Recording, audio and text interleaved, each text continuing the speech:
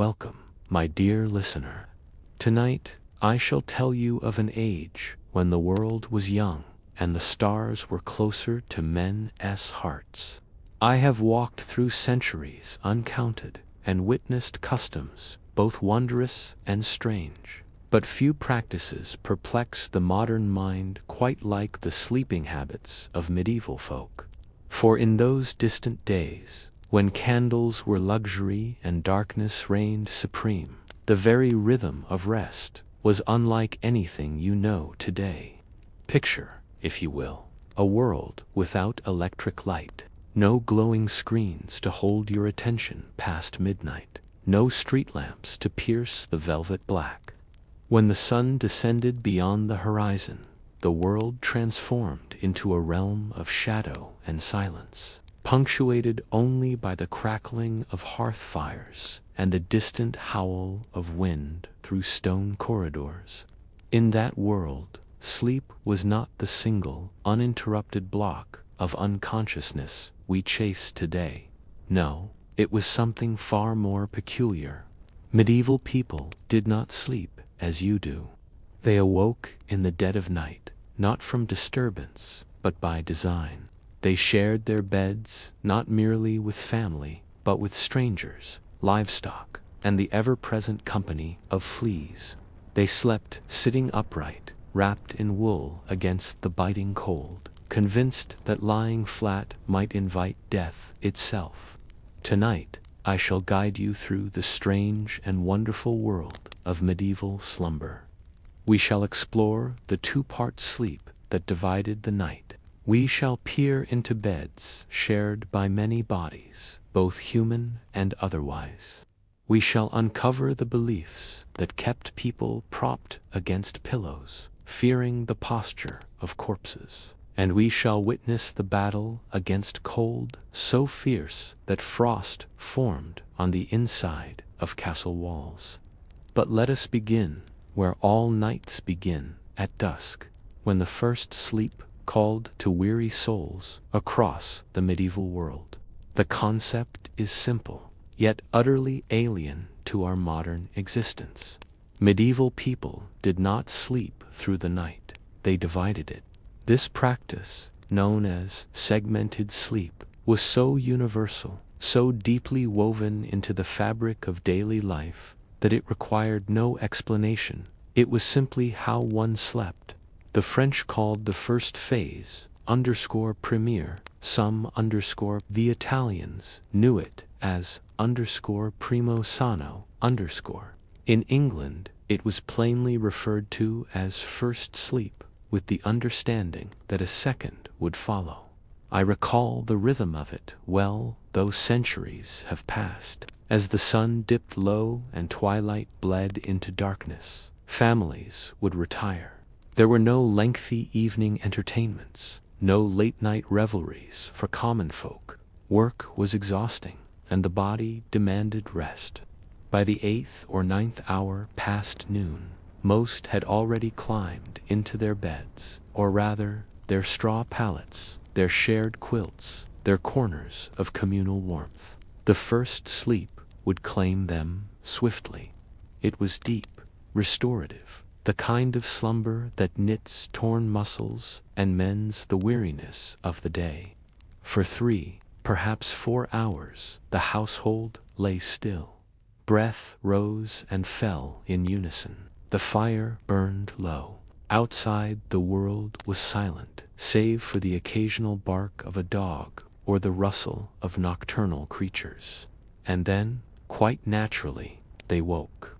Not with alarm, not with grogginess or irritation, but with a calm, expected wakefulness. The body had completed its first cycle of rest, and the mind, now alert in the stillness, was ready for what came next. This interval, this pause between sleeps, was known as the watch. It lasted 1 hour, sometimes 2, occasionally 3, and it was during this time that the true strangeness of medieval life revealed itself. For you see, the watch was not wasted. It was not seen as insomnia, nor as a disruption.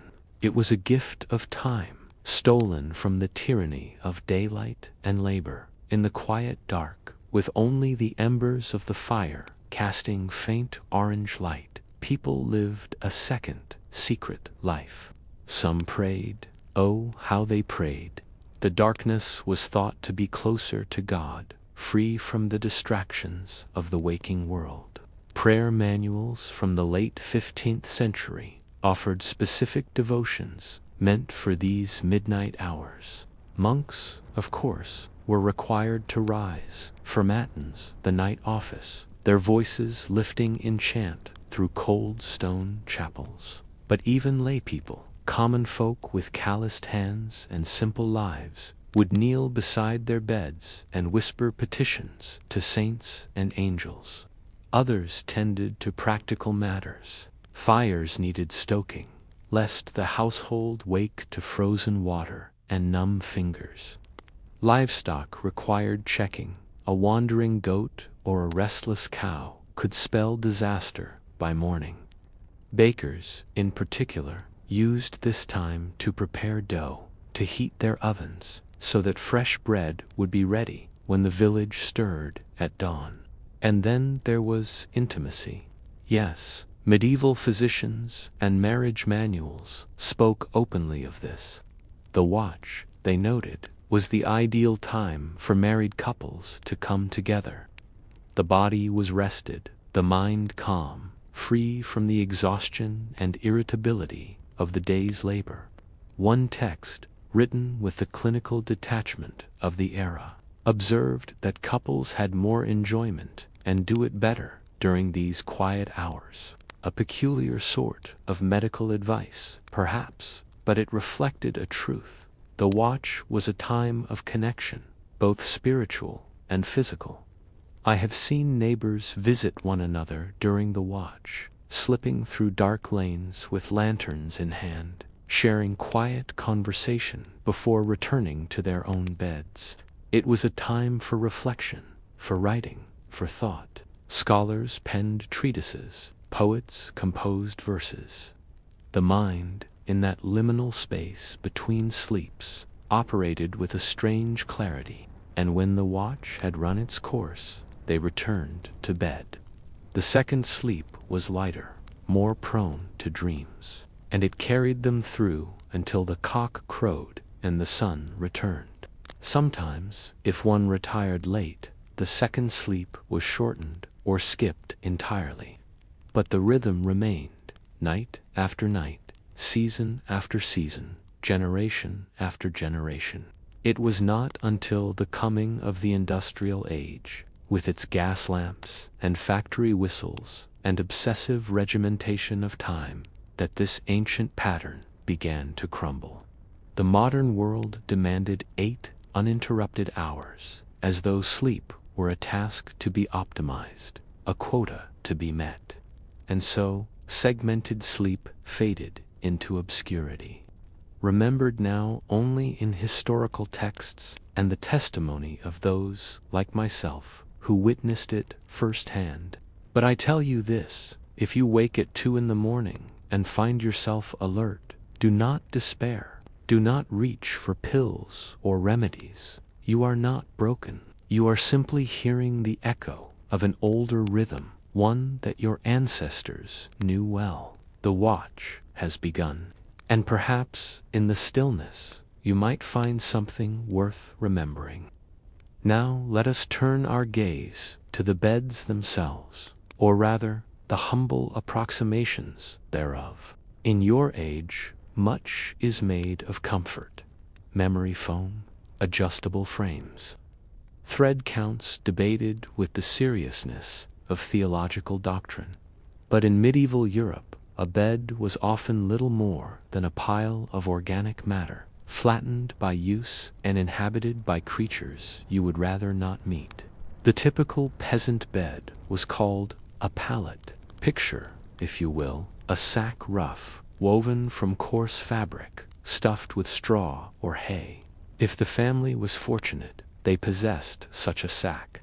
If not, the straw was simply heaped upon the floor, perhaps in a corner, perhaps near the dying embers of the hearth.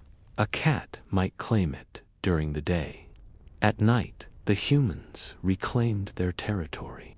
Straw was plentiful and cheap, which made it the mattress of the masses. It provided some insulation against the cold stone or packed earth floors, but it was also a haven for pests. Fleas thrived in the dry stalks. Lice made their homes there. Field mice burrowed into the straw, emerging at night to scurry across sleeping bodies. To sleep on a pallet was to accept a certain level of companionship. If a family had means, a little extra coin, or perhaps a skilled carpenter among them, they might elevate the pallet onto a wooden frame. This did not dramatically improve comfort, but it did reduce the likelihood of waking with a beetle in one's ear. Marginally. Linens were a rarity. Most people slept in the same clothes they had worn throughout the day. The concept of pajamas did not exist. Why change garments when you would simply don the same tunic and hose come morning? Wool and linen were precious. Every scrap had a purpose, and dedicating fabric solely to sleep was an unthinkable luxury for most. And then there was the matter of space, or rather, the lack thereof. Entire families slept together, parents, children, perhaps a grandparent, all crowded onto a single pallet or a shared wooden platform. Personal space was not a recognized concept. Bodies pressed together for warmth, for there was no other source of heat once the fire burned low. If you grew too warm in the night, a rare complaint, you might roll into your sibling's elbow or drape an arm across your cousin's back. But the truly wealthy, they slept differently.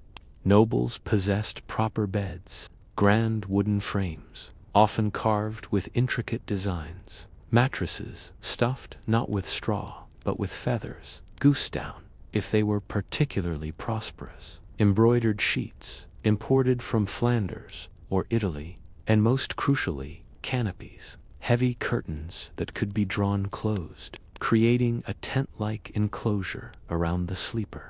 These curtains were not merely decorative. They were functional, essential even. They blocked drafts that whistled through gaps in the stone walls. They trapped body heat, and they provided a modicum of privacy in households where servants slept on pallets at the foot of the bed or in adjoining chambers. Such beds were so valuable, so central to a family's wealth, that they were listed in wills. You did not inherit land alone. You inherited Aunt Matilda's feather bed, with its suspiciously lumpy mattress and its smell of lavender and old wool. These beds were status symbols, passed down through generations, repaired and restuffed as needed. But even the finest noble bed was not immune to the afflictions of the age. Fleas did not discriminate by class.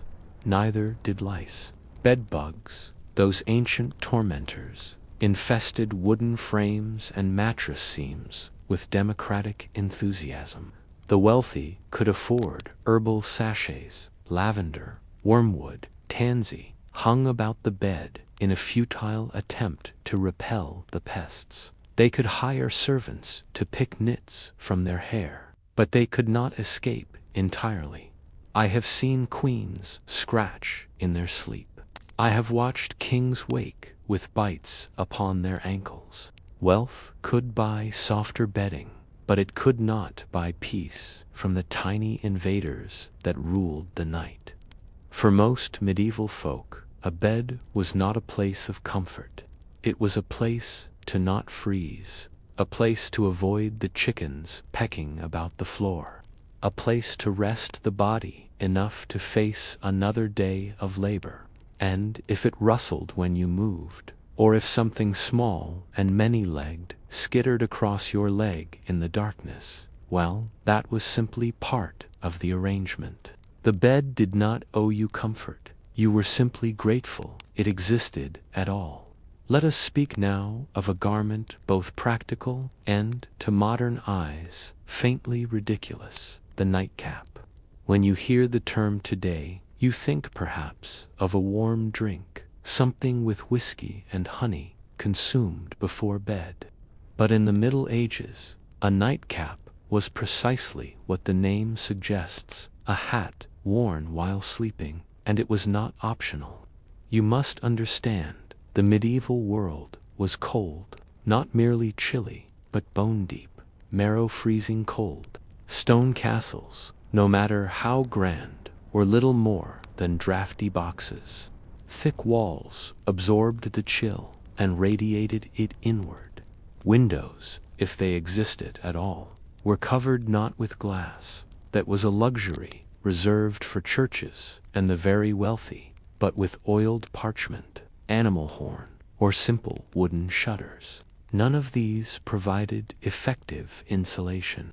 In winter, frost formed on the inside of walls. Water left in basins froze solid overnight. You could see your breath indoors, plumes of vapor rising with each exhalation. And the human body loses heat fastest through the head. Medieval physicians, working from ancient Greek and Roman texts, understood this principle. If you wished to preserve warmth, you covered your skull. Thus, the nightcap. These hats came in various forms, but the most iconic was long and pointed, rather like the headwear one might expect on a wizard or a particularly ambitious chimney sweep. They were made from wool, linen, or whatever scrap of fabric could be spared without offending the family goat. For men, it was a simple, practical accessory. For women, it often doubled as a coif or head wrap, serving the additional purpose of maintaining modesty. Ah, yes, modesty. Married women, in many regions, were expected to keep their heads covered at all times, yes, even while unconscious. The nightcap ensured compliance with this social expectation. Some were embroidered, dyed in colors that indicated the family's wealth or status, because apparently, even in the privacy of sleep, one's social standing needed to be on display. In more urban settings, the nightcap became a symbol of being off-duty. If you answered your door wearing one, it was the medieval equivalent of saying, "I am not dressed for visitors, and you should kindly leave." The nightcap was often paired with a nightshirt, a long, loose tunic that resembled something Ebenezer Scrooge might wear, minus the haunted moral lessons. These garments were practical, itchy, and occasionally flammable, especially if one slept too close to an open hearth. But they provided an extra layer of warmth, which was more valuable than comfort. Now, beyond the nightcap, medieval people employed numerous strategies to combat the cold. Warming pans filled with hot coals were swept between the sheets before bed. This served two purposes. It dried out the damp bedding, a persistent problem in homes without proper ventilation, and it provided a few precious minutes of warmth. Of course, there was always the risk of burns, or worse, setting the entire bed alight. But such was the price of warmth. Stones, heated by the fire, served a similar function. Wrapped in cloth, they were placed at the foot of the bed, radiating heat for an hour or so before cooling. The wealthy layered their beds with heavy wool blankets and fur coverlets, bearskin if they were particularly prosperous, or sheepskin if they were merely off. And then there were the beverages. Hot spiced wine, known as mulled wine or warmed ale, consumed before bed. The heat spread through the body, a temporary internal furnace. Medieval medicine held that such drinks fortified the humors, preparing the body to withstand the night's cold. Whether this was medically sound is debatable. but it certainly made the experience more bearable.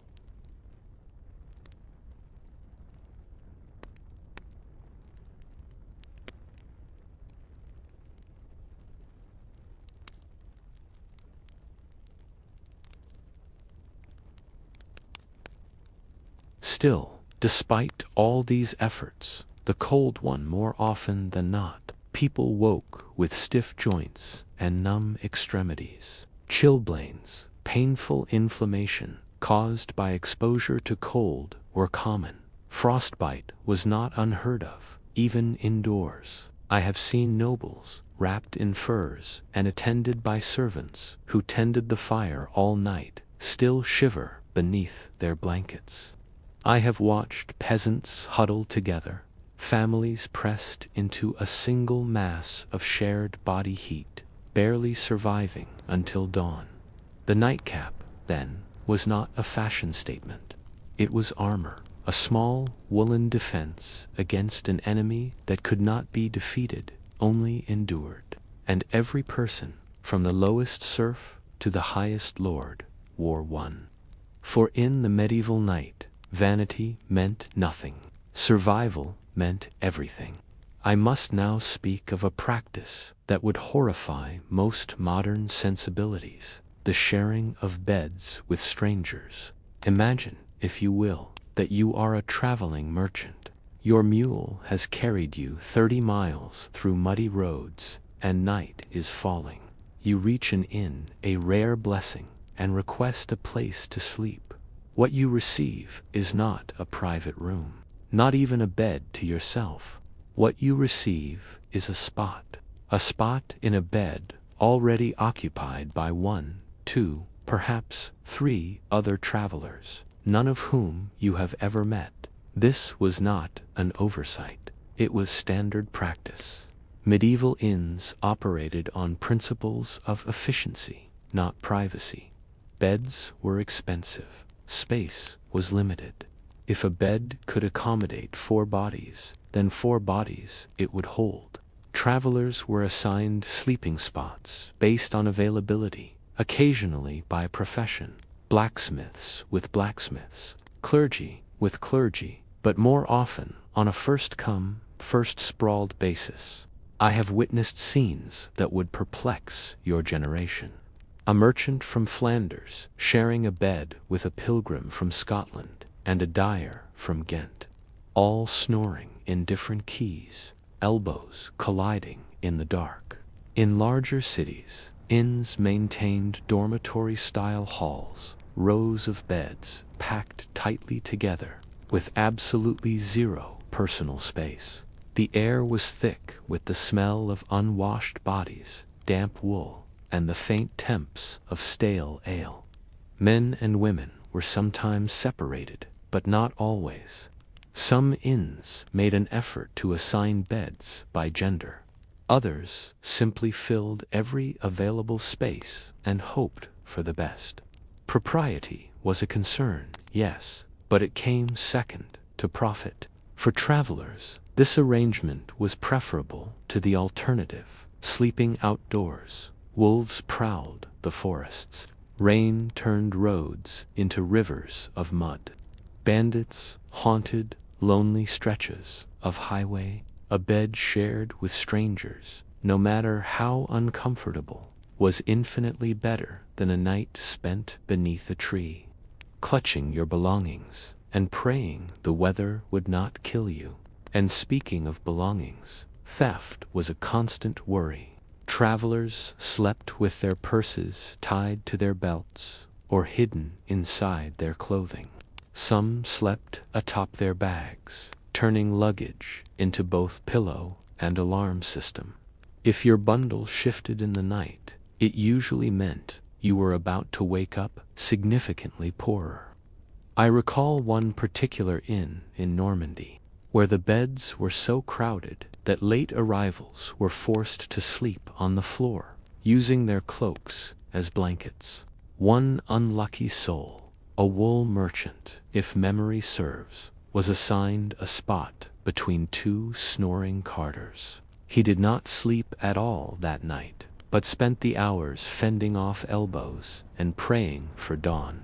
The wealthy, of course, avoided such indignities. Nobles traveled with entourages, servants, guards, cooks, and demanded private rooms.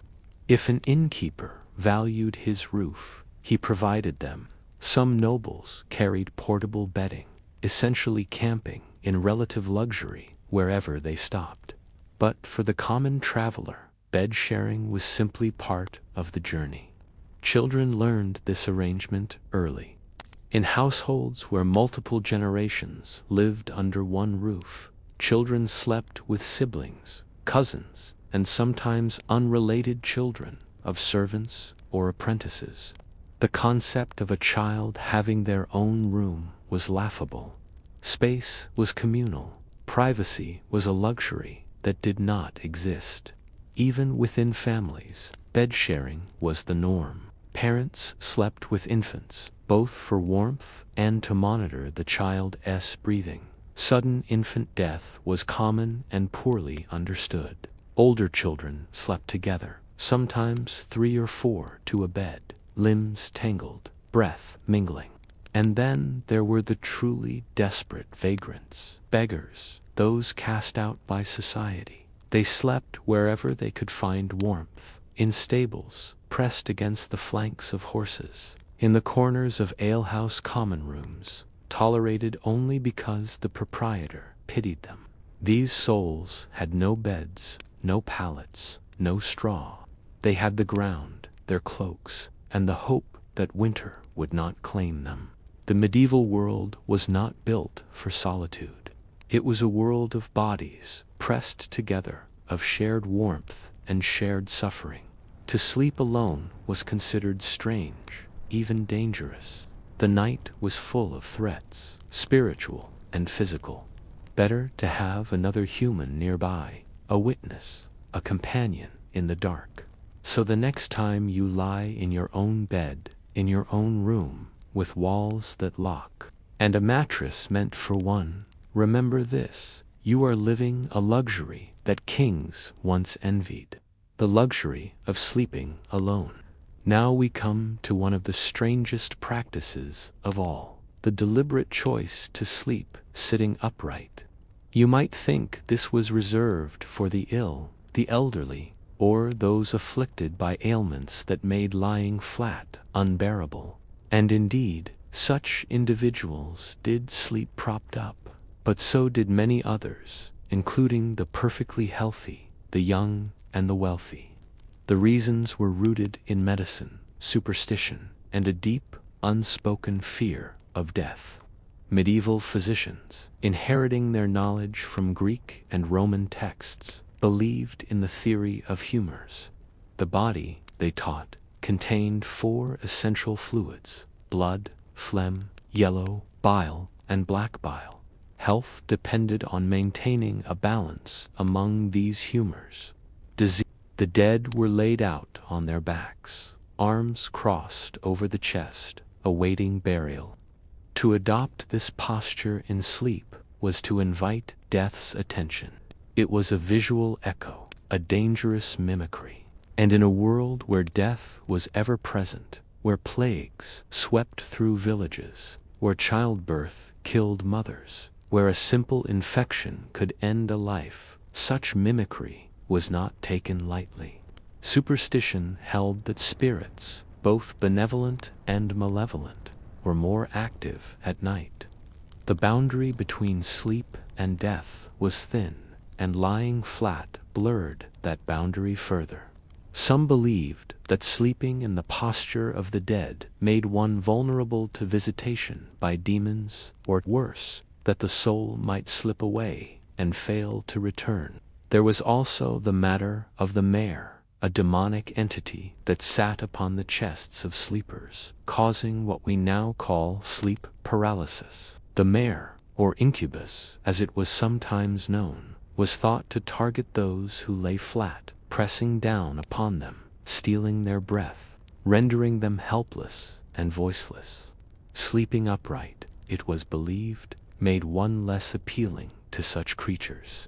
I have seen monks sleep sitting on benches, backs against cold stone walls, hands folded in prayer, even in unconsciousness. This was not merely discomfort for the sake of piety. It was a deliberate choice, rooted in the belief that the body should not be too comfortable, lest it forget its purpose. Sleep was a necessity, yes, but it was also a time of vulnerability, a surrender of control. By sleeping upright, they maintained a posture of vigilance, ready to rise at a moment's notice for midnight prayers.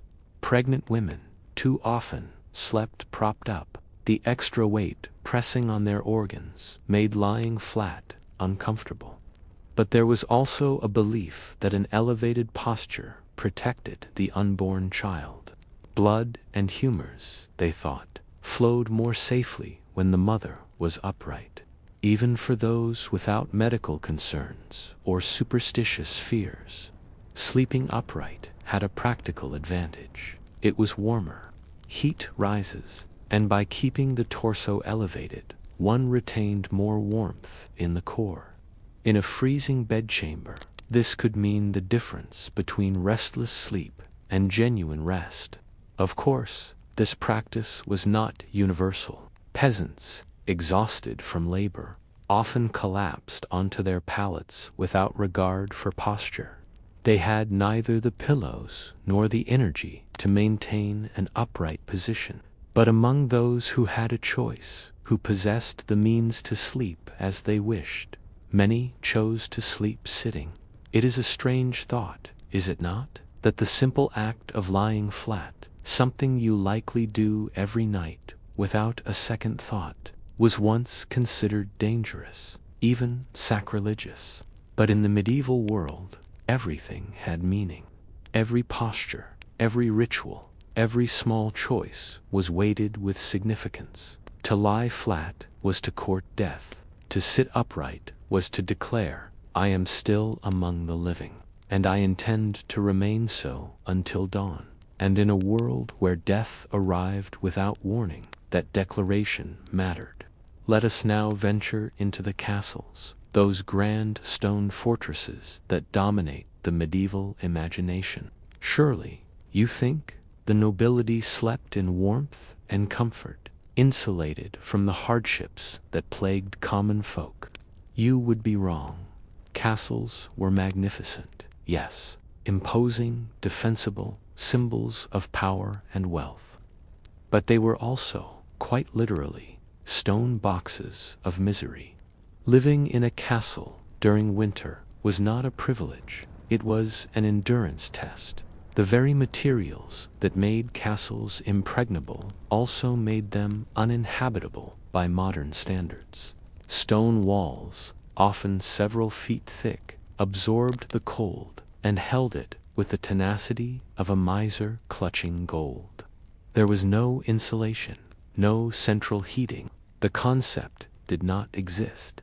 What heat there was came from fireplaces, and even those were ineffective against the vastness of stone halls and chambers. Before the 12th century, chimneys were rare. Smoke simply rose through gaps in the roof or filtered out through windows. This meant that rooms were either filled with choking smoke or drafty and cold, sometimes both. The introduction of proper chimneys improved matters slightly, but only slightly.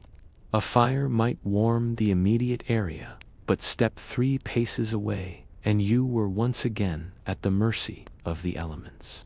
I have walked through castle bedchambers in the dead of winter.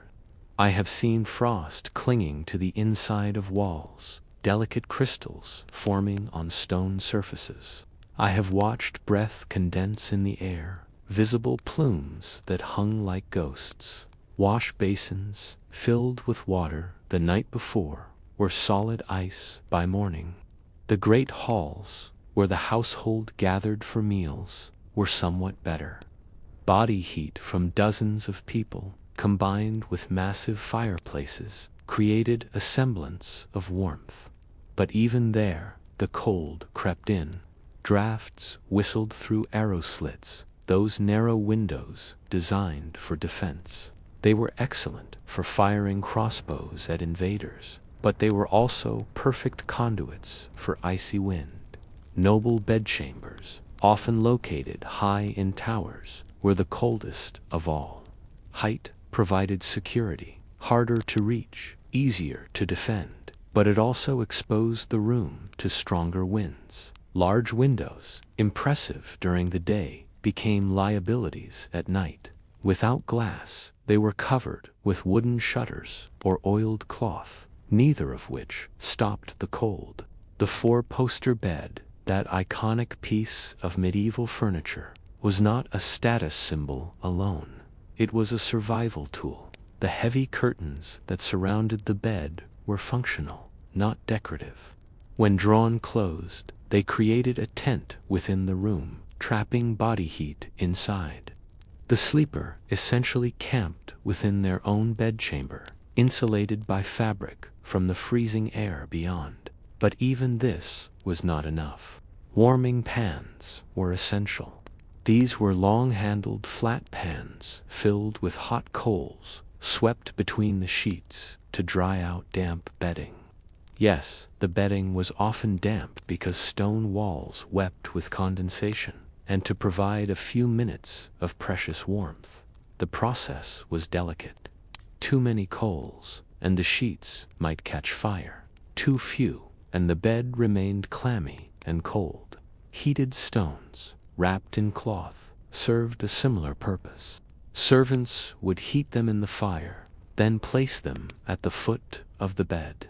They radiated warmth for an hour, perhaps two, before cooling in. I recall one particularly brutal winter in the year of our Lord 1347. The cold was so severe that wine froze in its casks, ink froze in its wells, making writing impossible. People huddled in the great hall day and night, unwilling to venture into their own bedchambers. Even the dogs, usually relegated to the kennels, were brought inside, their warm bodies pressed against human legs beneath the trestle tables. Children suffered most. Small bodies lose heat faster than large ones. Infants, swaddled tightly and placed near the fire, sometimes still succumbed to the cold.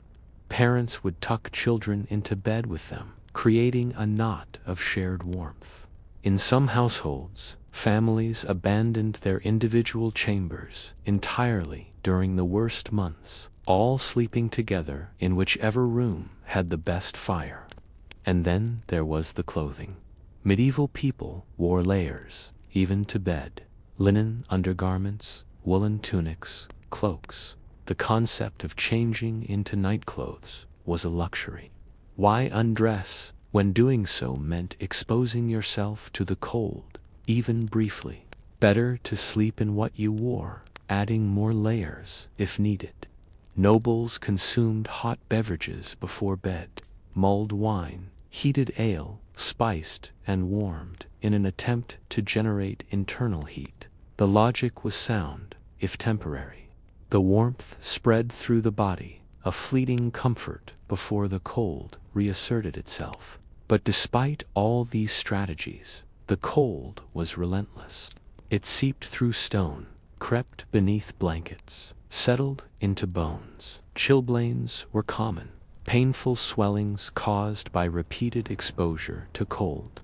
Frostbite, though less common indoors, was not unheard of. The medieval castle, that symbol of power and permanence, was, in truth, a cold, inhospitable place. And every night, as the household retired to their frigid chambers, they waged a quiet war against winter. A war they rarely won. The medieval night was not merely cold and uncomfortable. It was also, in the minds of those who lived through it, profoundly dangerous. Darkness, in the medieval imagination, was not neutral. It was a realm unto itself, a time when the boundary between the physical and spiritual worlds grew thin, and sleep, that necessary surrender of consciousness, was the moment of greatest vulnerability. To sleep was to leave oneself open to forces unseen. Dreams were not dismissed as random firings of a tired brain. They were messages, signs, warnings. Dreams could come from God, offering divine guidance or prophetic vision, or they could come from the devil, planting seeds of temptation and sin. Discerning the source was a matter of eternal importance. I have seen people wake in terror, convinced that their dreams were demonic attacks, a nightmare of falling, of being chased, of witnessing horrors. These were not mere figments. They were spiritual assaults, attempts by malevolent entities to corrupt the soul. And then there was the mare. The mare, known also as the incubus or the night hag, was a demon that visited sleepers in the dark. It sat upon their chests, pressing down with unbearable weight. The victim woke, or thought they woke, to find themselves paralyzed, unable to move, unable to cry out.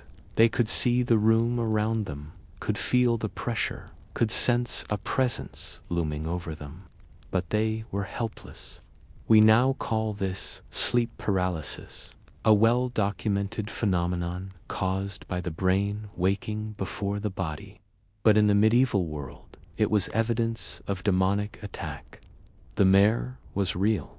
It fed on fear, on breath, on the essence of life itself, and it targeted those who slept alone, or who lay flat, or who had sinned, and thus invited its attention. To protect oneself, rituals were necessary. Before extinguishing the final candle, prayers were spoken, not casual prayers, but specific invocations.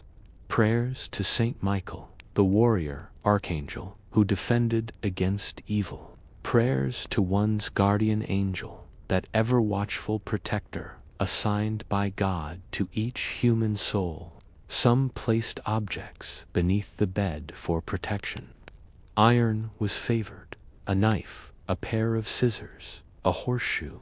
Iron, according to folklore, repelled malevolent spirits. Others hung herbs above the bed. Mugwort. These plants, it was believed, created a barrier against the supernatural. The prayers before sleep were not optional. They were a last line of defense. I recall the common bedtime prayer, taught to children and spoken by adults with equal fervor. If I should die before I wake, I pray the Lord my soul to take. Simple words, yet laden with meaning. Death could come at any moment. Sleep was a rehearsal for that final rest, and without God's protection, the soul might be lost, claimed by forces that waited in the dark. Monks and nuns, of course, took this even further. The final prayer service of the day, Compline, was followed by a vow of silence. The community retired in absolute quiet, no words exchanged, no sounds made. This silence was both practical. It allowed for undisturbed rest and spiritual. The night was God's domain, and human chatter was an intrusion. But even in silence, the monks did not sleep through the night. They woke for matins, the midnight office. Bells tolled in the darkness, summoning them to the chapel. They shuffled from their dormitories, robed and hooded, to chant psalms by candlelight. The cold bit at their skin, their breath misted in the frigid air. But they sang, because to do so was to assert God's presence in the darkest hour. For the people, dreams themselves became a source of anxiety. A dream of fire might signify hell awaiting the sinner. A dream of water could mean purification or drowning, depending on the context. A dream of animals, particularly goats or serpents, was almost certainly demonic in origin. There were entire texts dedicated to dream interpretation. Scholars pored over them, attempting to decode the nightly visions that plagued their sleep. A dream of flying might indicate pride, that most dangerous of sins. A dream of falling could mean spiritual descent, a soul losing its grip on grace. Even pleasant dreams were suspect, for the devil was cunning and could disguise temptation in beautiful forms.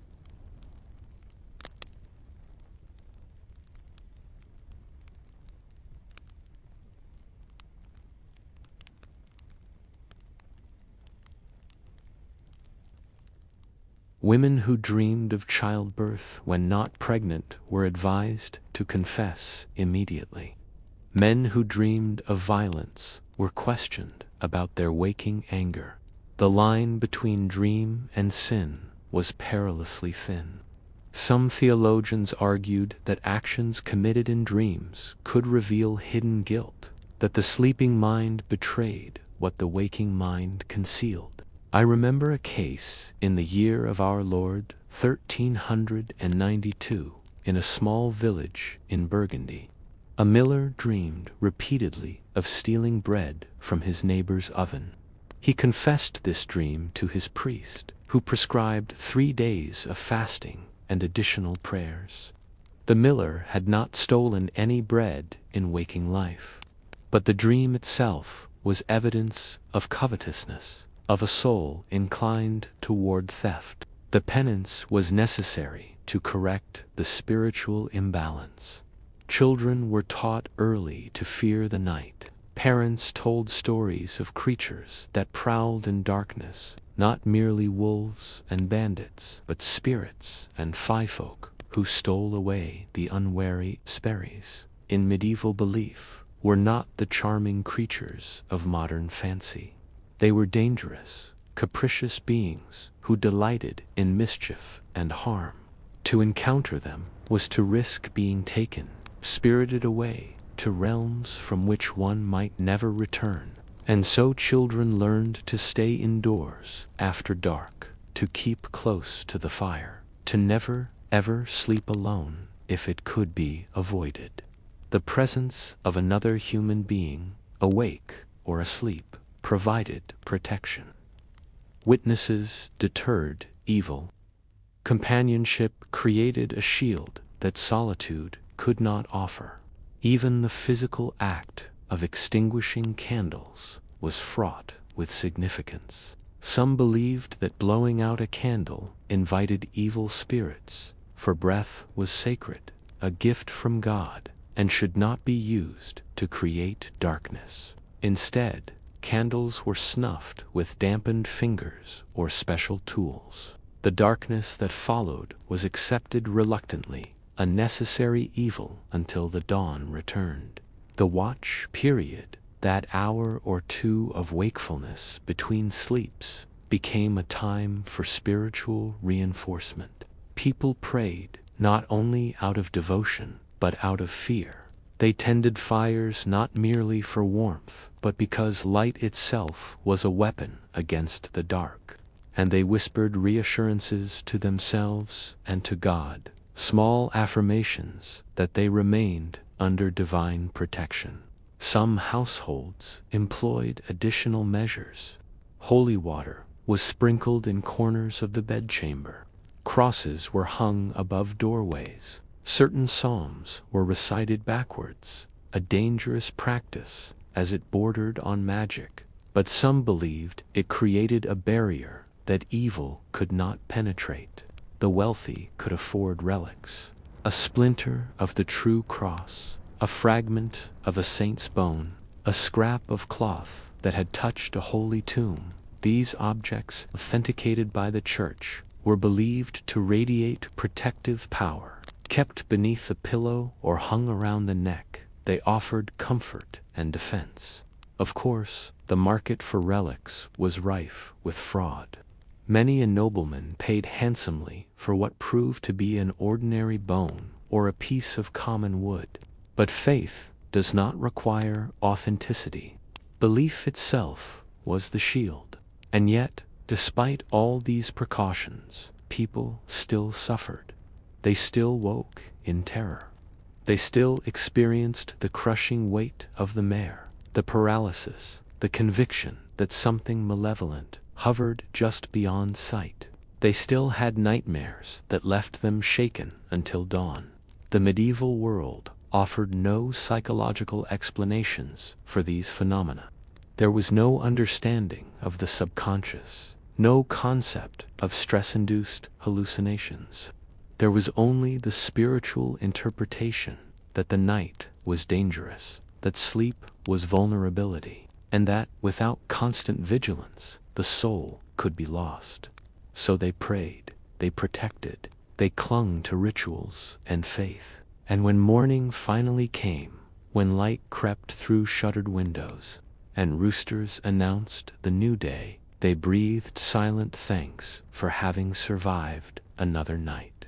For in the medieval understanding, every dawn was a small resurrection, a victory over the forces that ruled the dark.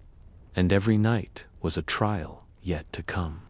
I must now address a practice that your modern sensibilities will find particularly shocking: the deliberate sharing of sleeping spaces with livestock.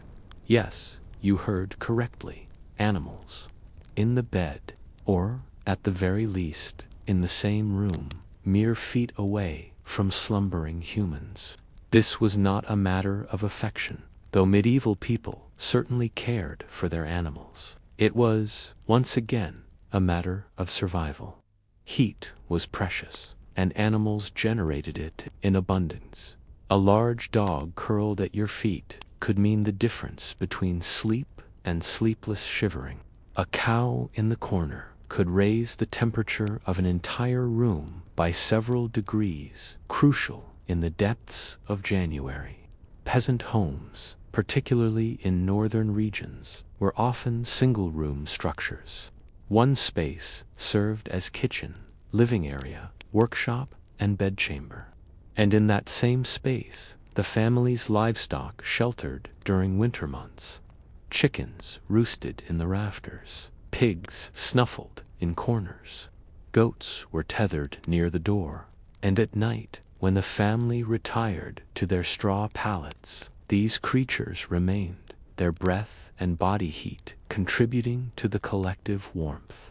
I have seen entire families sleeping with a cow standing placidly in the corner, chewing cud through the night. The smell, you might imagine, was extraordinary. Manure, hay, unwashed bodies, damp wool, a bouquet that would overwhelm modern noses. But medieval people were accustomed to it. They had no choice but to be. Dogs, in particular, were valued bedmates, not the pampered lapdogs of later eras, but working animals, herding dogs, hunting hounds, guard dogs. These creatures were large, shaggy, and warm. Children would nestle against them, using their bodies as living blankets. The dogs, for their part, seemed content with the arrangement, receiving scraps and shelter in exchange for their warmth and loyalty. Cats, too, found their way into beds, though they were valued more for their rodent hunting skills than their warmth.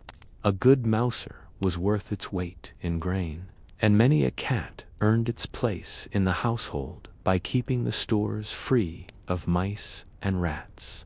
At night, they curled up and then there was the matter of noise.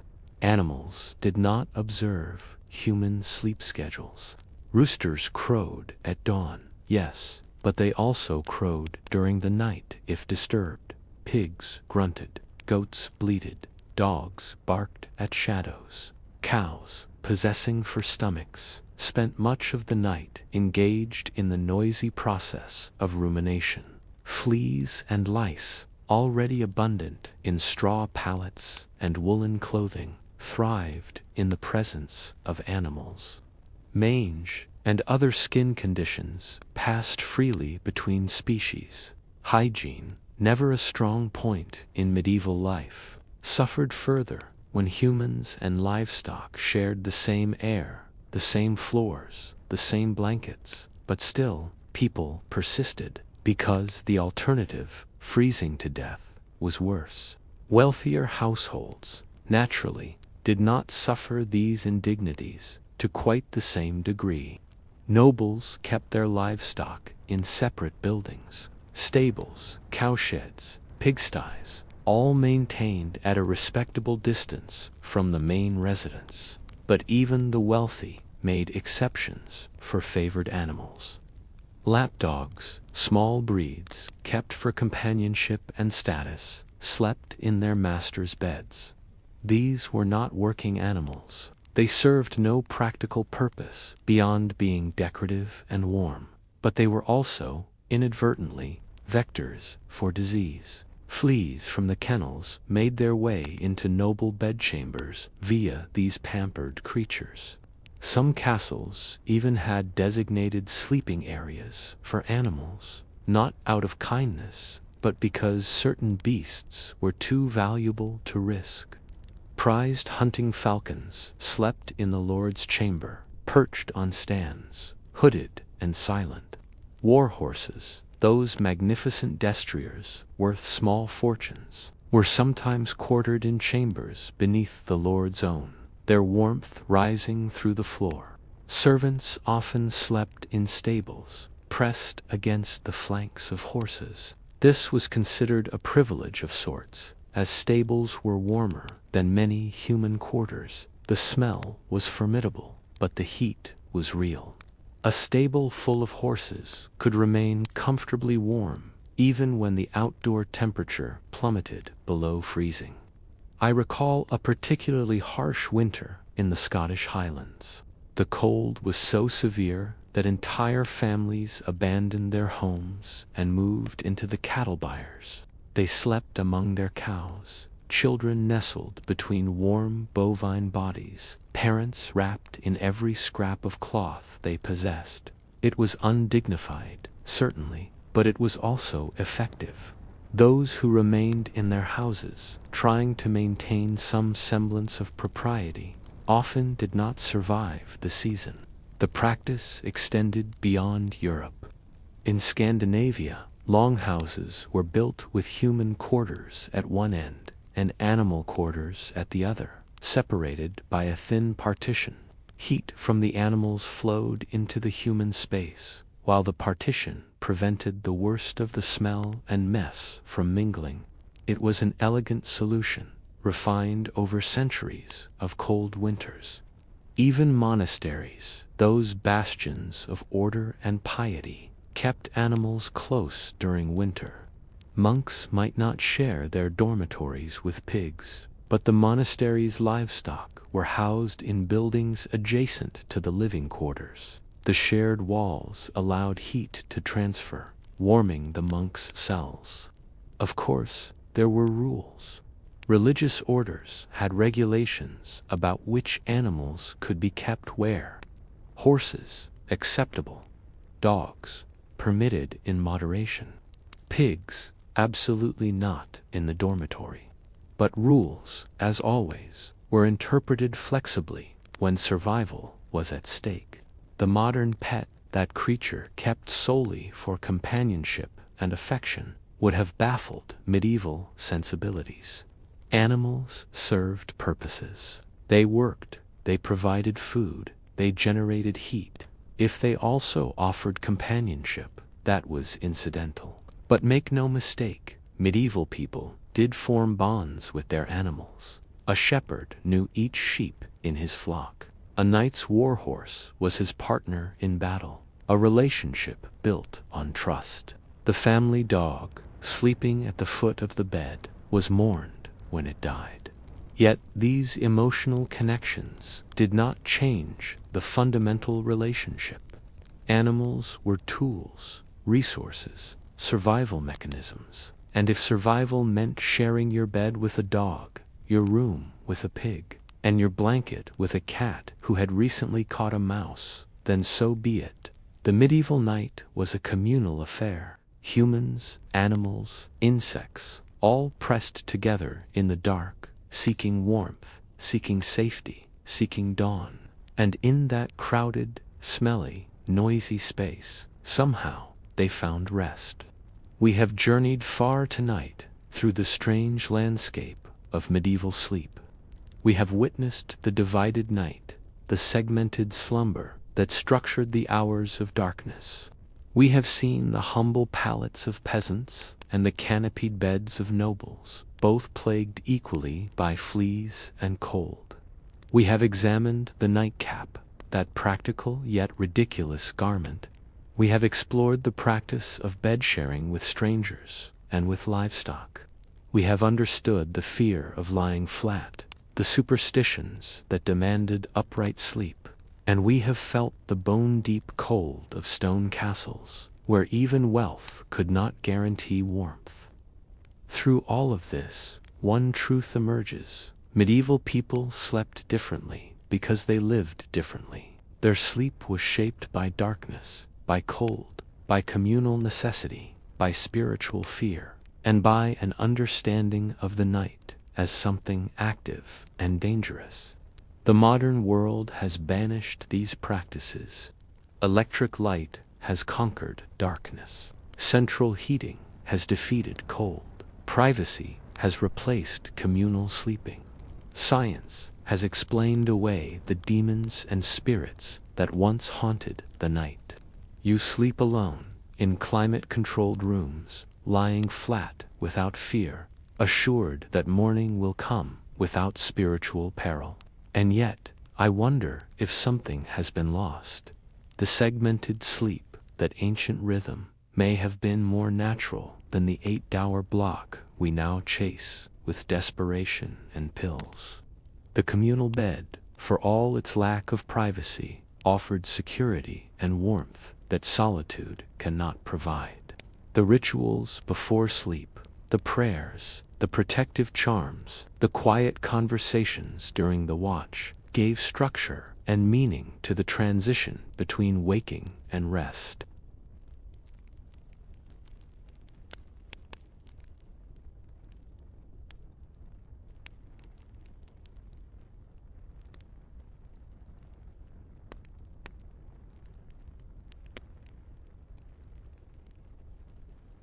Medieval people did not sleep well by your standards. They were cold, uncomfortable, frequently bitten by insects, and genuinely afraid of the dark. But they also possessed something you have lost, a sense that sleep was not merely unconsciousness, but a journey, a passage through dangerous territory that required preparation, protection, and gratitude upon safe return. When you wake at 2 in the morning, restless and alert, you reach for your phone. You scroll through glowing screens, flooding your brain with blue light and information. Medieval people lit a candle, tended the fire, prayed, or spoke quietly with their bedmate. They used the watch for reflection, for connection, for tasks that daylight did not permit. Which approach honors the human experience more deeply? I leave you to decide. The cold that plagued them has been solved. You have heating systems they could not have imagined, but you have traded one discomfort for another, the isolation that comes with your warm, private bedrooms. The stranger in your bed is now an impossibility, a violation. But so too is the security of never sleeping alone, of always having another breath nearby in the darkness. The demons have been explained. The mare is now sleep paralysis, a neurological quirk. Dreams are the brain processing information, not messages from realms beyond. And yet, your ancestors' conviction that the night held meaning, that sleep was sacred and dangerous, gave them a reverence that modern understanding has replaced with indifference. I do not suggest you abandon your comfortable beds and return to straw pallets. I do not recommend you share your room with a pig or sleep sitting upright to avoid resembling a corpse. These practices emerged from necessity and belief systems you no longer hold, but perhaps in understanding how differently your ancestors slept, you might reconsider your own relationship with the night. Perhaps you might value the luxury of warmth, of privacy, of safety. Perhaps you might recognize that the 8 hours of unconsciousness you pursue is not the only way humans have ever rested. The medieval night was strange, uncomfortable, and deeply meaningful. It was a time of vulnerability and vigilance, of cold and companionship, of fear and faith. Every dawn was a small victory. Every night was a trial to be endured. Your nights are easier now, but easier does not always mean better. And as you lie in your warm bed tonight, alone with your thoughts and your glowing screens, remember those who came before. Remember the divided sleep, the nightcap, the stranger who shared your bed, the livestock that warmed your room. Remember the prayers whispered in darkness, and the belief that morning was not guaranteed but earned. Remember, and perhaps be grateful, not just for the comfort you possess, but for the strangeness you have inherited, those odd moments when you wake at midnight for no reason, when sleep feels incomplete, when the night seems somehow aware. You are, after all, the children of those who survived medieval nights. Their habits, their fears, their resilience, all of it lives in you still, beneath the surface, waiting for darkness to remind you.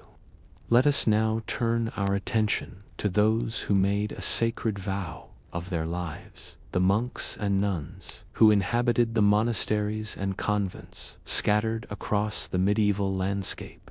If you thought the sleep of common folk was harsh, spare a thought for those who dedicated themselves to religious life. For them, sleep was not merely uncomfortable or cold, it was deliberately austere, stripped of every comfort, transformed into an act of spiritual discipline. The monastic dormitory, or dorter as it was known, was a place where comfort went to die quietly under a vow of silence. Picture a long, narrow hall with rows of wooden beds arranged like soldiers on a battlefield. These were not beds in any generous sense of the word. They were planks, simple wooden boards, sometimes with a thin straw mattress, if the abbot was feeling particularly merciful, or if the monastery had recently received a substantial donation. Privacy was not merely absent, it was actively discouraged. The beds stood in full view of one another, arranged so that each monk could see his brothers. This was intentional. The rule of Saint Benedict, which governed life in countless monasteries, emphasized communal living. Privacy bred secret sins. Visibility bred accountability. Monks slept fully clothed, not out of modesty alone, though that was certainly part of it, but out of practical necessity. The call to midnight prayer, matins, would come at the darkest hour, and there was no time for dressing. When the bell tolled, echoing through stone corridors, the entire community was expected to rise immediately and proceed to the chapel. Fumbling with robes and belts in the pitch darkness was not an option, so they went to bed dressed, robe, belt, sandals, the complete monastic uniform. Some even slept with their cowls drawn up, creating a small tent of fabric around their heads. If you were cold, you layered. If you were hot, and let me assure you, this was rare, you suffered in silence. The beds had no pillows, or rather, pillows were considered an unnecessary luxury. a concession to the flesh that had no place in monastic life. Some monks used a small block of wood wrapped in cloth if they were fortunate. Others simply rested their heads on the wooden frame itself. The discomfort was intentional, a reminder that this life was preparation for the next, and the next life would have no need of comfort. Lighting was minimal. A single candle might burn at one end of the dormitory, casting long shadows that danced across the walls. This was not for the monk's convenience, but so that the superior could observe the dormitory, ensuring that no one was engaging in forbidden activity. What forbidden activity one might engage in while lying on a wooden plank in a freezing room full of other monks is unclear. But the church was nothing if not thorough in its vigilance. Silence was absolute. Under the rule of Benedict, after Compline, the final prayer service before bed, no words were to be spoken until the morning office, not a whisper, not a cough, if it could be helped. The night belonged to God, and human voices were an intrusion upon divine silence. If you needed to communicate, you used hand signals. An elaborate system of gestures had been developed over centuries, allowing monks to convey simple messages without breaking the silence. A tap on the shoulder meant time to wake. A finger to the lips, redundantly, meant be quiet. More complex messages required creativity and patience. But even hand signals were discouraged during sleep hours. If you woke and needed something, water, perhaps, or relief, you endured until morning or dealt with it in absolute silence. The chamber pots, placed discreetly in corners, were used with the stealth of spies infiltrating enemy territory. And then came matins.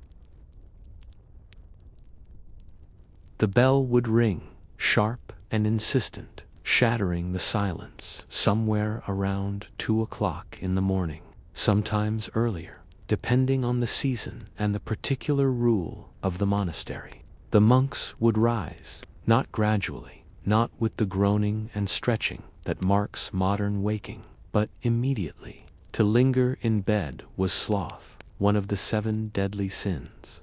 They would file from the dormitory in darkness, a silent procession of robed figures, moving through cold corridors toward the chapel, their breath misted in the frigid air, their feet, clad only in leather sandals, or sometimes bare, touched freezing stone floors. I have seen monks' feet turn blue from the cold, chilblains forming on their toes, and yet they walked on without complaint. In the chapel, they would chant the divine office. That ancient cycle of psalms and prayers would be sung in the darkness. Candles provided just enough light to read from their breviaries, those books of prayers worn smooth by countless hands. The chanting echoed off stone walls, rising into vaulted ceilings, a sound both beautiful and eerie in the depth of night. This service could last an hour, sometimes longer. The monks stood, no sitting during matins, for sitting implied comfort, and their voices rose and fell in practiced harmony. But not everyone managed to stay awake. I have witnessed monks nodding off mid-psalm, their heads dipping forward, only to jerk awake moments later, hoping no one had noticed. But someone always noticed.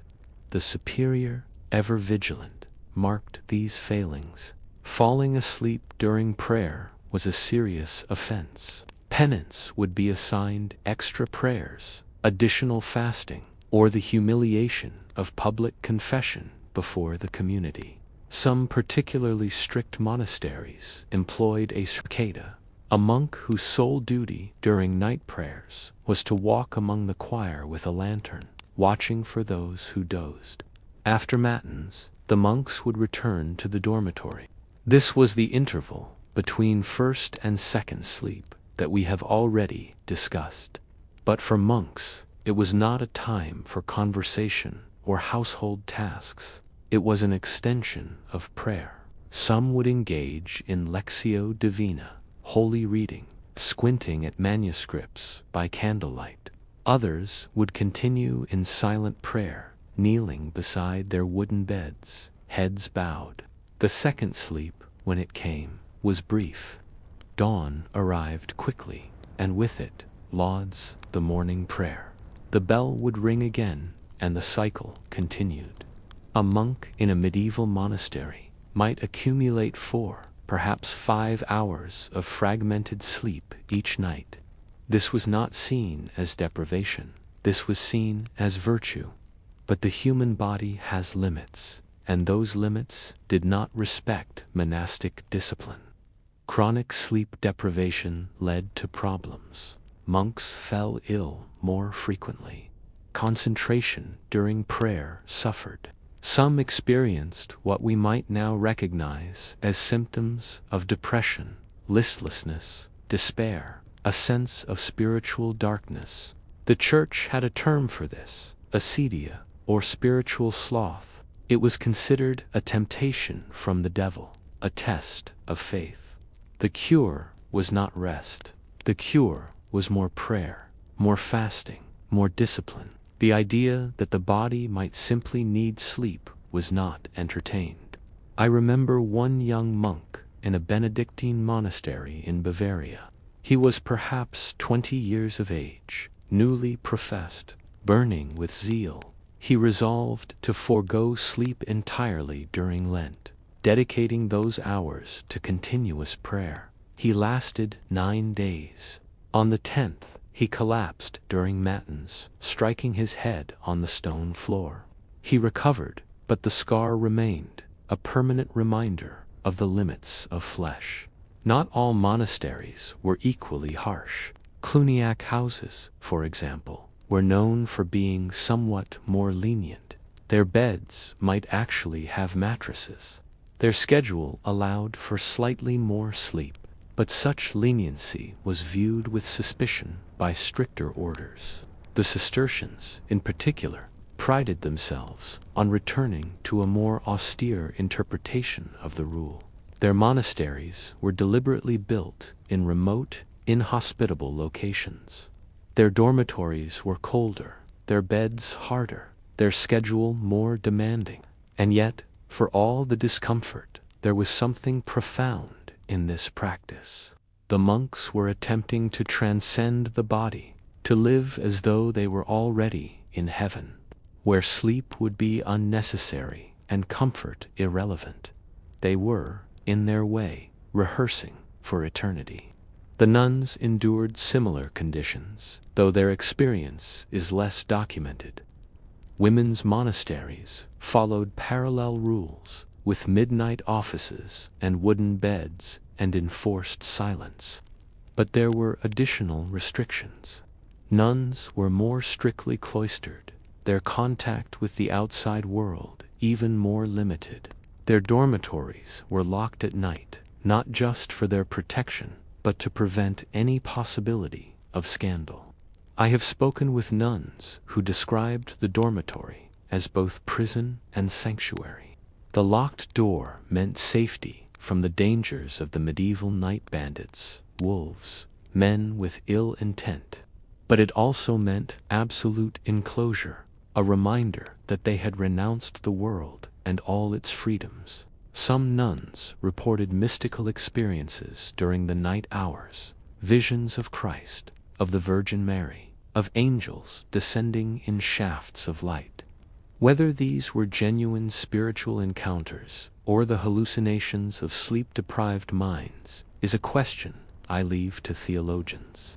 But the experiences were real to those who had them, and they reinforced the belief that sacrifice, including the sacrifice of comfortable sleep, brought one closer to the divine. The monastic approach to sleep was extreme, yes, but it was also consistent with a worldview that saw the body as a temporary vessel, a source of temptation, something to be disciplined rather than indulged. Sleep, like food, like comfort, was given grudgingly in the minimum amount necessary for survival. And survive they did. Monks lived in these conditions for decades, some into old age.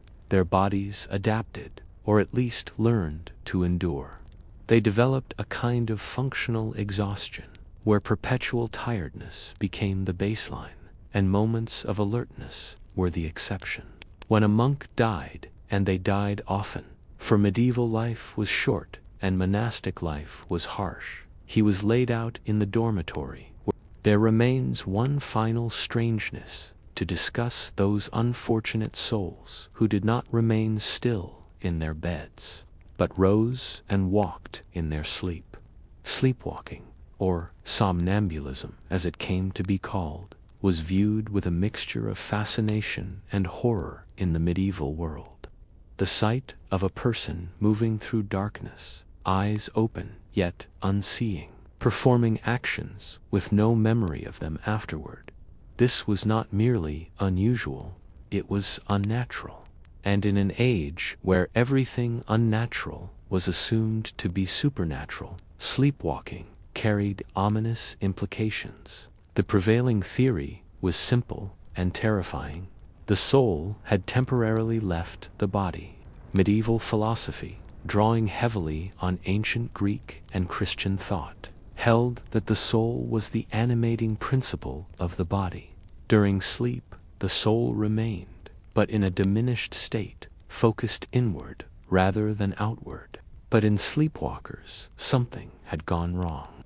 The soul had either departed entirely, leaving the body to operate on instinct alone, or, more frightening still, something else had taken control. Demonic possession was the explanation that came most readily to medieval minds. A body moving without conscious will, speaking words it would not remember, performing actions contrary to the sleeper's nature. These were classic signs of diabolical influence. The devil, or one of his countless demons, had found an opening in the unguarded sleep and seized control. I recall a case in Provence, in the year of our Lord 1368. A young woman, a baker's daughter, began walking in her sleep. She would rise from the bed she shared with her sisters, navigate through the darkened house with uncanny precision, and attempt to open the door to the street. Her family, terrified, began tying her ankle to the bedpost with a rope. Still she rose, tugging at her restraint, pulling until the rope left marks on her skin. The local priest was summoned. He questioned the girl at length, attempting to determine if she was possessed. She remembered nothing of her nightly wanderings. During the day, she was pious, hard-working, entirely normal. But at night, something compelled her toward the door, toward the street, toward destinations unknown. The priest performed an exorcism. Holy water was sprinkled. Prayers were recited in Latin, commanding any malevolent spirit to depart. The girl convulsed, though whether from genuine possession or from fear and suggestion, I cannot say. The sleepwalking continued for several more weeks, then stopped as suddenly as it had begun. The village concluded that the demon had been driven out. The girl married a tanner the following year and lived, as far as I know, without further incident. But not all cases ended so benignly. Sleepwalkers were dangerous, both to themselves and to others. They might walk near open fires, risking immolation. They might stumble down stairs or out of windows. In castles and manor houses with high towers and unguarded battlements, a sleepwalker could easily fall to their death. And indeed, there are records of exactly such tragedies. More troubling were the sleepwalkers who acted violently. There are accounts, disputed by some, corroborated by others, of people committing acts while asleep that they would never consider while awake: theft, destruction of property, even in rare and horrifying cases, violence against other people. The legal implications were profound. If a man struck his neighbor while sleepwalking, was he responsible? Medieval law struggled with this question. Some argued that any action taken by the body was the responsibility of the person inhabiting it. Others contended that without conscious will, there could be no sin and therefore no crime. The Church's position was more nuanced. Actions taken while genuinely unconscious might not carry moral guilt, but they were still evidence of spiritual vulnerability. A soul that could be so easily commandeered, even temporarily, was a soul in danger. Penance and prayer were prescribed, not as punishment, but as protection. Medical explanations existed alongside spiritual ones. Physicians, working from Galenic theory, attributed sleepwalking to imbalances in the humors. An excess of melancholic humor, they believed, could cause the brain to misfire during sleep, sending signals to the body without conscious oversight. The treatment was typical of medieval medicine: bloodletting, herbal remedies, dietary changes. Whether any of this helped is doubtful. Preventative measures were more practical. Families of known sleepwalkers took precautions. Doors were barred from the outside, not just to keep intruders out, but to keep sleepers in. Windows were fitted with iron grills. In some cases, the sleepwalker was confined to a separate room, locked in for their own safety. There were also folk remedies, passed down through generations, of dubious efficacy but earnest intent: placing a basin of cold water beside the bed so that the sleepwalker would step into it and wake; sprinkling salt in a circle around the bed, creating a boundary that the sleeping body supposedly would not cross; hanging bundles of specific herbs, rue, dill, or chamomile, above the pillow, believed to calm the restless spirit. Some sleepwalkers developed reputations that followed them for life. They were viewed with suspicion as people who could not fully control themselves, who might be harboring hidden sins or secret influences. Marriage prospects diminished. Opportunities narrowed. The stigma was real and lasting. And then there were the stories, embellished, exaggerated, but rooted in genuine fear, of sleepwalkers performing impossible feats, walking along narrow roof beams without falling, climbing walls like spiders, speaking in languages they had never learned. These tales, passed from village to village, reinforced the belief that sleepwalking was not a medical condition, but a spiritual crisis. I witnessed one such incident myself, in a monastery in Umbria. A young monk, recently arrived from a farming family, began walking in his sleep. He would leave his bed, navigate the dark corridors with perfect confidence, and end up in the chapel, kneeling before the altar, hands clasped in prayer. When wakened, he had no memory of any of it. The abbot, a learned man who had studied medicine as well as theology, was intrigued rather than alarmed. He observed the monk carefully, noting that the sleepwalking occurred most frequently during periods of intense fasting or after particularly exhausting labor. He concluded that the young Not all interpretations were so generous. Some sleepwalkers were accused of witchcraft. The logic was twisted, but, in the medieval context, internally consistent. If demons could possess a sleeping body, then perhaps the sleepwalker had invited that possession. Perhaps they had made a pact. Perhaps their nightly wanderings were not unconscious at all, but deliberate journeys to unholy meetings. Several accused witches confessed, often under torture, to flying through the night to Sabbaths where they danced with the devil. Modern scholars interpret these confessions as nightmares, sleep paralysis, or false memories implanted by interrogation. But at the time, they were taken as evidence of real events. And if a person was known to sleepwalk, that was one more mark against them, one more reason for suspicion. The fear of sleepwalking extended even to children. Parents watched anxiously for signs that their offspring might be afflicted. A child who sat up in bed with glazed eyes, who spoke without sense, who attempted to leave the room. All of this was cause for alarm. Priests were consulted, blessings were sought. Sometimes, tragically, children were subjected to the same harsh treatments as adults: exorcisms, restraints, isolation.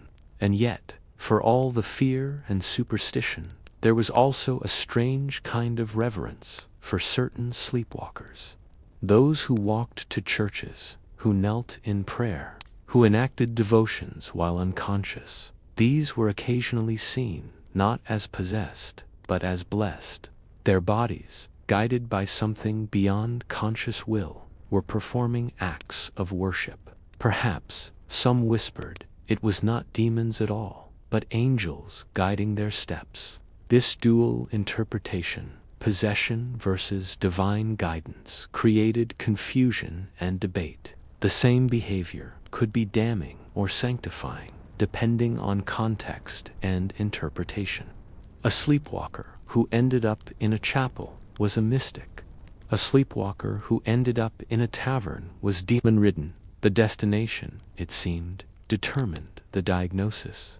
As for the sleepwalkers themselves, they lived with constant uncertainty. Each morning they woke, not knowing what they might have done in the night. Had they wandered? Had they spoken? Had they revealed secrets or committed sins? The anxiety itself likely made the condition worse, creating a cycle of stress and disrupted sleep that fed upon itself. In the end, sleepwalking remained a mystery throughout the medieval period. No cure was found. No explanation satisfied everyone. It was one more manifestation of the night's dangers.